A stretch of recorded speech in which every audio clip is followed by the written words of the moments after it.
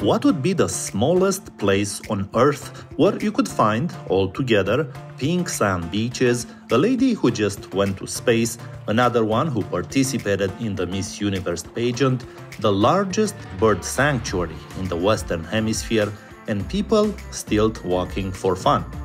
Not to mention the incredible nature, scenery, and so much more. That is Antigua and Barbuda, a country you're about to discover today because of another dart I threw blindfolded at the world map while committing to go wherever it landed.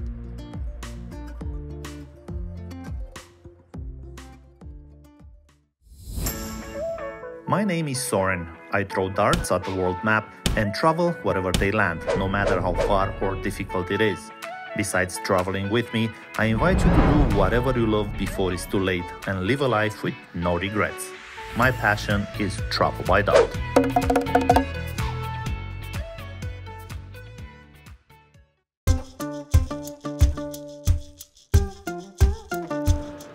In the last episode, I was in the incredible Iceland, where I discovered a country like no other. After immersing myself in the Viking culture and learning about geysers and wells, I had to find a new destination in the world, and I did it in a very special place.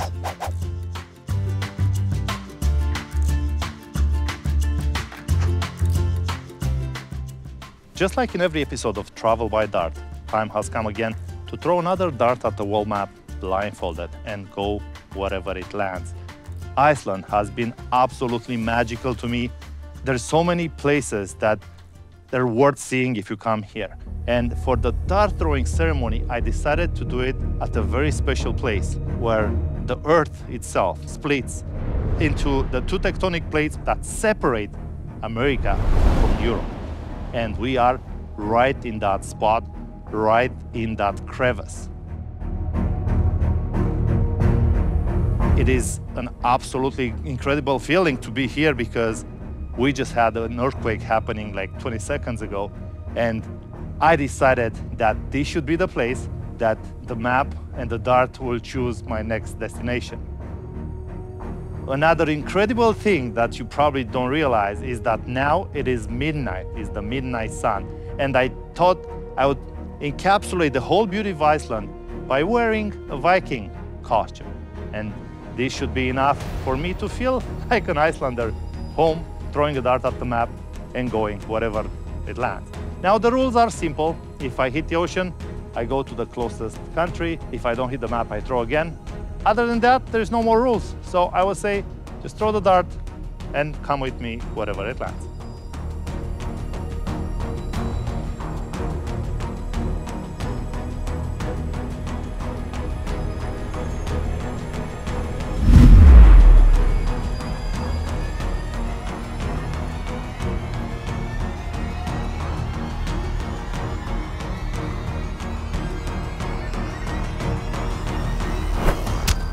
I heard something.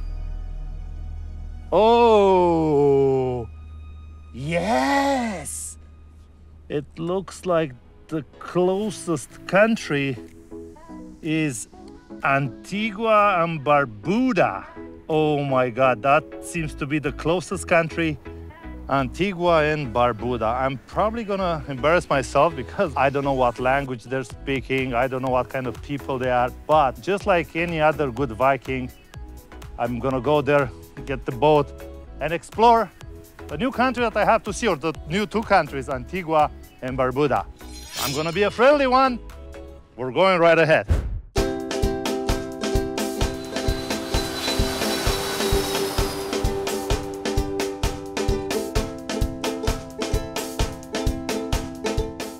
From the tectonic plates of Iceland all the way to Antigua and Barbuda, what a journey.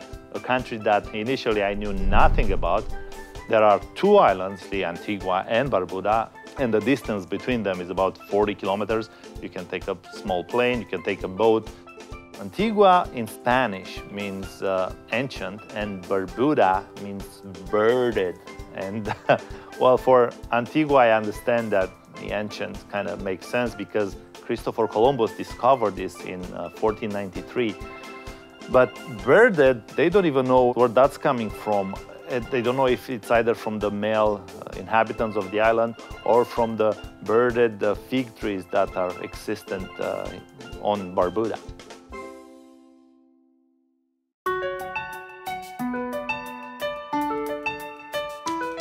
Antigua and Barbuda as a country has about 97,000 people, not even 100,000, and you can all fit them in New York Times Square if you get them together. Antigua is about 97% of it, so I guess on Barbuda there are only 3,000 people or something like that.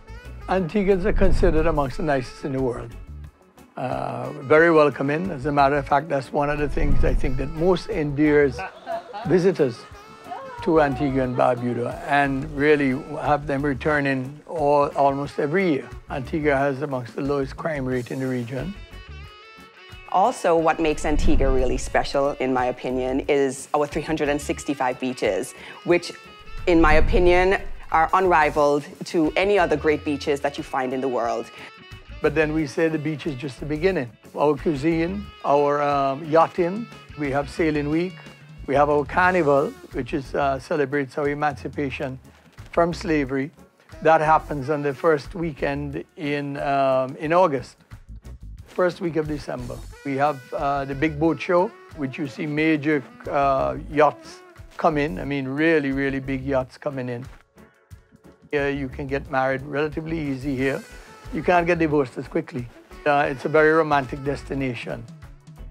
From a very personal standpoint, Antiguans tend to be a bit shy at first. So we are, hey, who's this? Who are you? And then we warm up. And then when we warm up is when you really see our true side. We are really warm and friendly people, despite being a little suspicious at first when we see new people walking around.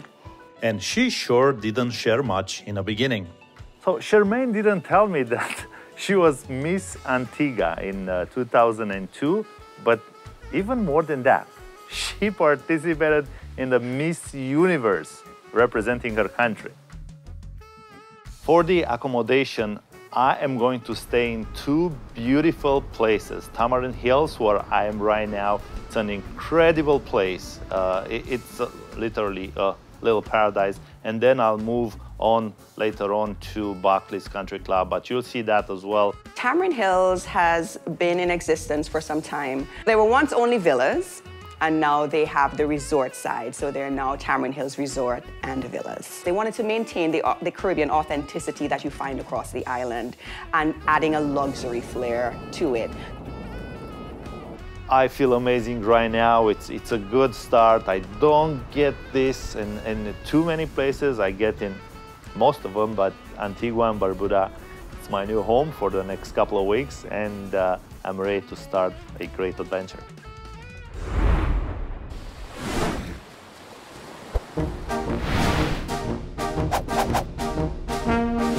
Our first stop is Nelson Dockyard. It's a UNESCO heritage site, which makes it even more appealing, and it puts a stamp of importance and excellence.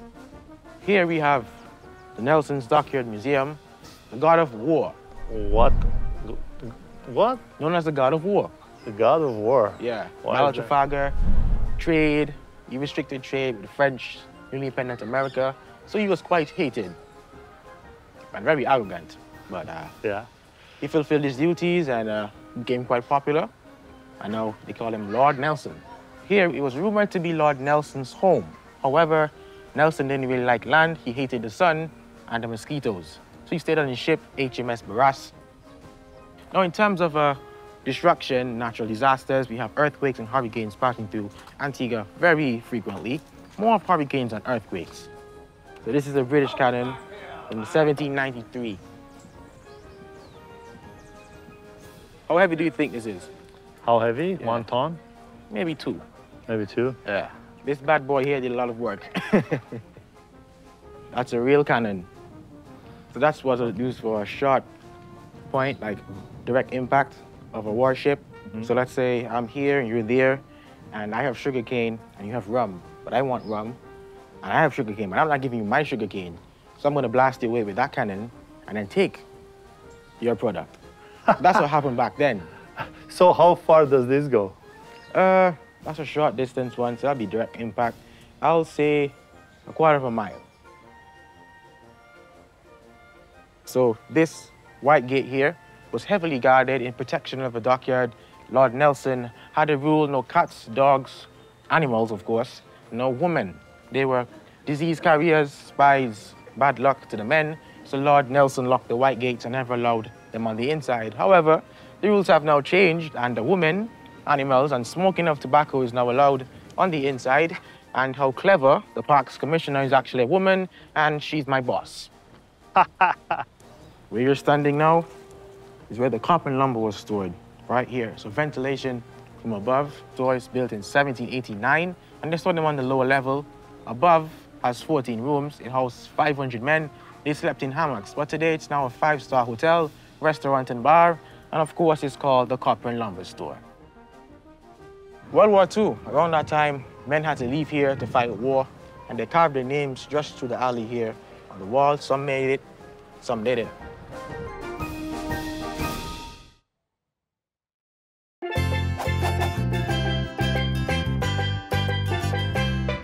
Shirley Heights is the most visited landmark of Antigua. It is because it's at one of the highest points in the country, and you have the best sunset. It's a beautiful view overlooking the English Harbour itself. On Sunday afternoons, there's a big party. It's great company, great music, great entertainment. People are coming in because they have a live band, they have entertainment, they have food, and we are here just to enjoy that. Shirley Heights was a naval point used to monitor what kind of ships would actually enter and approach Antigua and Barbuda. And someone would be there at the top and would look at whether it's a shipping vessel, whether it's an army vessel, or just a simple cruise, and they would signal back to the base. And that's why I feel it has a very interesting perspective, thinking that, you know, back in the day, that's what people would do. Now you'll have technology, radars, GPSs, and all kinds of stuff. And I felt like going back in time a little bit. On a Sunday afternoon, it is the place to be. They have an unbelievable steel pan orchestra that plays all the songs in the world, from Elvis Presley to Jay-Z or you name it. They play every song by using the steel pans. And I have goosebumps because I was listening to these songs that were never played, or at least I never heard certain songs played by those instruments, and it was charming. I think with this magnificent view, I'm gonna have the dart throw ceremony done here.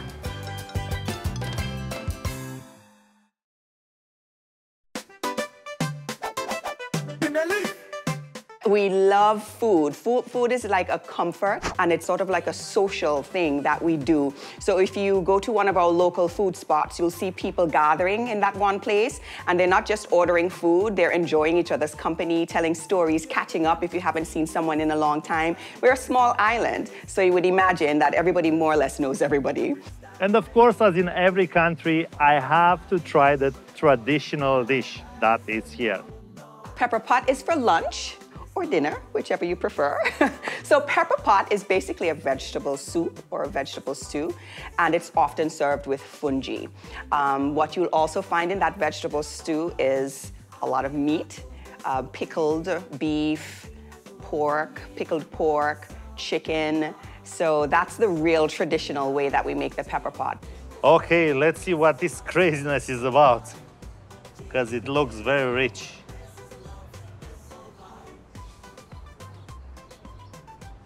Whoa, like a stew, but it's very filling. So I have a feeling that I'm not gonna eat for the rest of the day after this, but it's very good. Bone stew. I can see why it takes 3 hours to cook this. It's very good.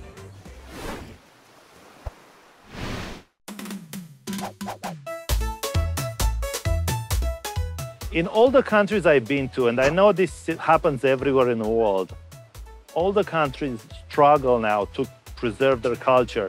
Young kids nowadays, they're into technology, they use smartphones, they're not really into their own culture anymore, and I could see that. Luckily, there are still people who put their time and money and energy into teaching kids how to keep the traditions going. And one of these people is Renee.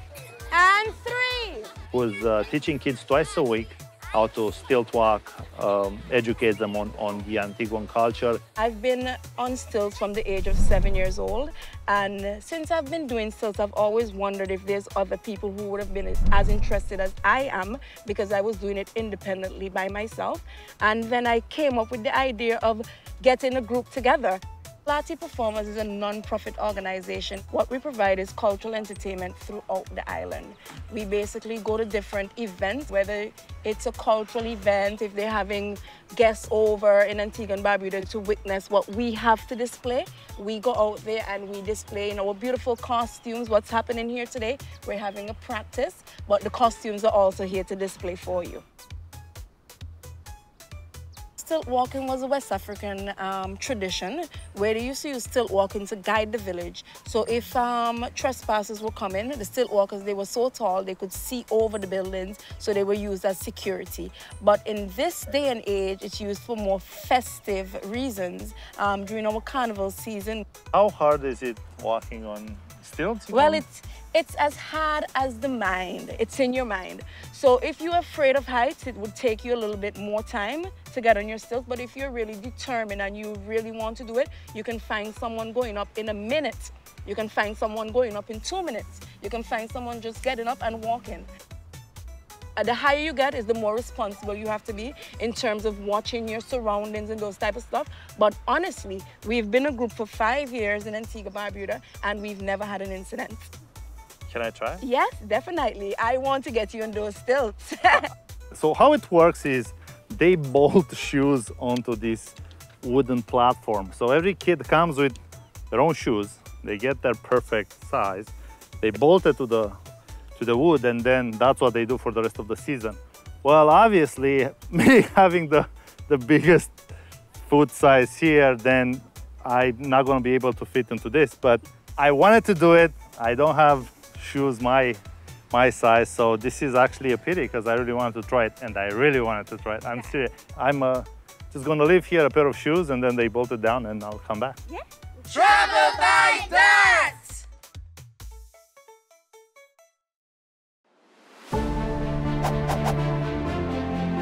Antigua has its own gems and jewels, and one of these people, one of these awesome individuals on the island is Keisha Schahaff.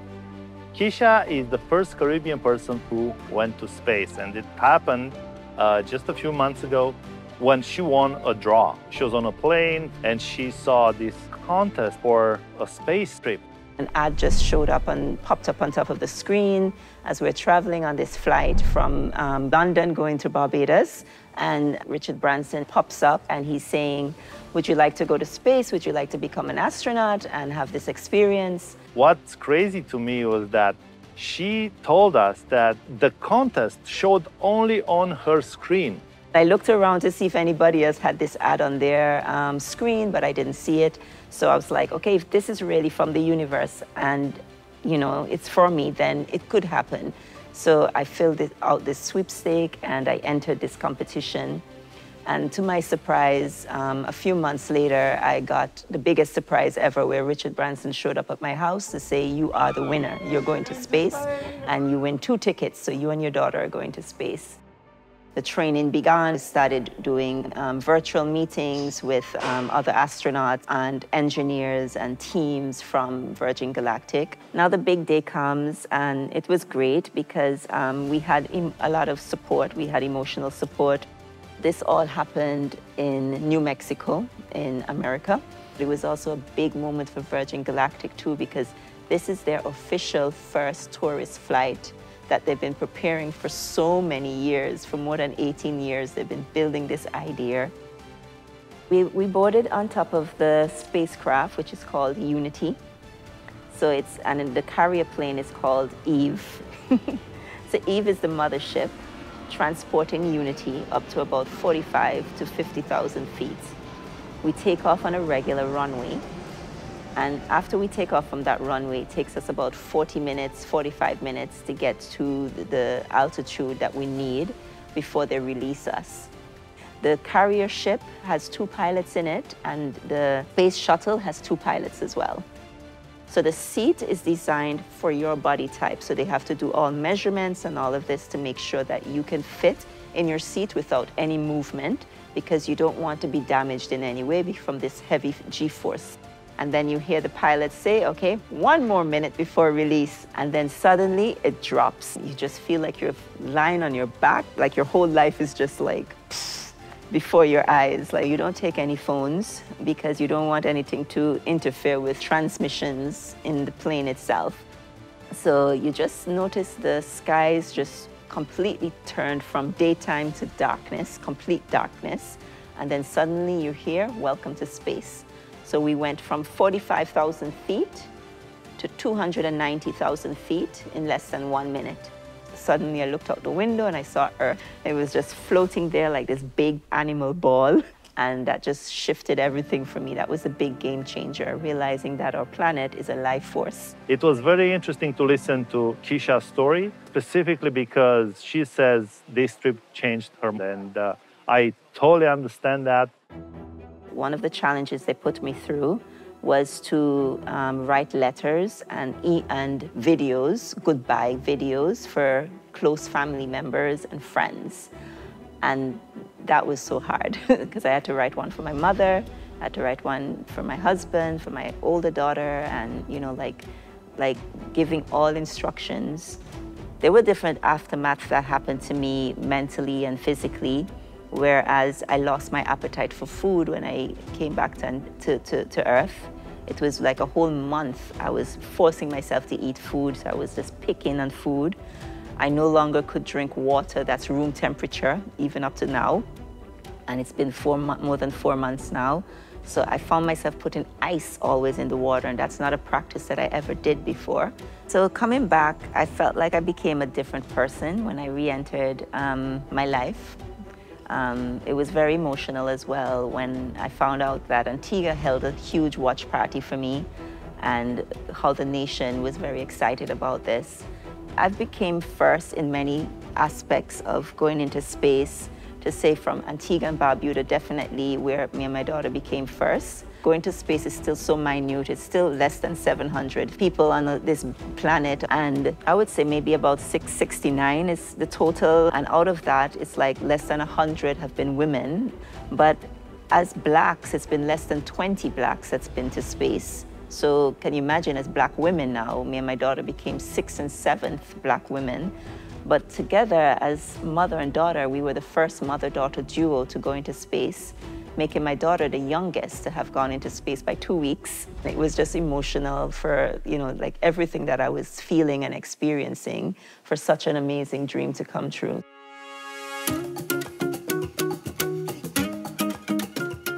From Keisha and Antigua, we're going to Barbuda in the next episode. We'll discover its pink sand beaches, spectacular caves, and exciting creatures, but we will also see how Antiguans party, and I'll introduce you to some local legends. Move your body, feel the heat on the dance floor. Feel the beat, hands up high, let the rhythm flow. From the islands to the disco, jump, shout, let the vibes ignite. Feel the energy, let it take flight. Shake your hips, let your worries go.